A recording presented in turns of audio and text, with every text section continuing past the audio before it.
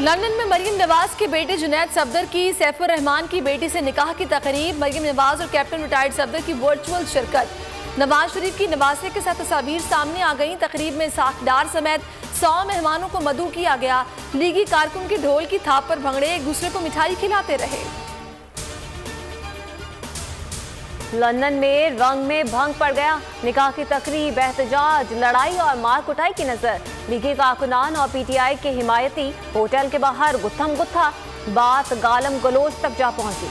मुजाहिरीन के शरीफ खानदान की करप्शन के खिलाफ नारे। मकामी पुलिस और इंतजामिया ने सूरत हाल पर काबू पाने की कोशिश की। दोनों पार्टियों के कारकुनान को मुंतशिर किया। इंडिया अफगान सरजमीन पाकिस्तान के खिलाफ इस्तेमाल करने से बाज रहे। भारत बयान देने के बजाय अपने अंदरूनी मामला सुलझाए। हिज़्ब इस्लामी अफगानिस्तान और साबिक वज़ीर आज़म गुलबदीन हिकमतयार ने वार्निंग दे दी। देर पा अमन के लिए वज़ीर आज़म इमरान खान की मौक़िफ़ को भी सराहा। तालिबान ने कलअदम तहरीक तालिबान पाकिस्तान को लगाम डालने की तैयारियां कर ली।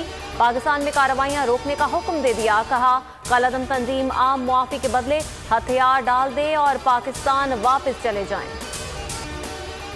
सिंध में तालीमी इदारों की बंदिश के खिलाफ शहर शहर मुजाहरे। कराची, हैदराबाद, लाड़काना और ठरी मीरवा और दीगर शहरों में भरपूर एहतजाज। तलबा और असातिज़ा ने तालीमी इदारों की बंदिश को तालीम दुश्मनी करार दे दिया।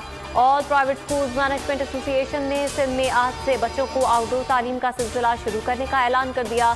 तालीम बचाओ मुहिम शुरू की जाएगी।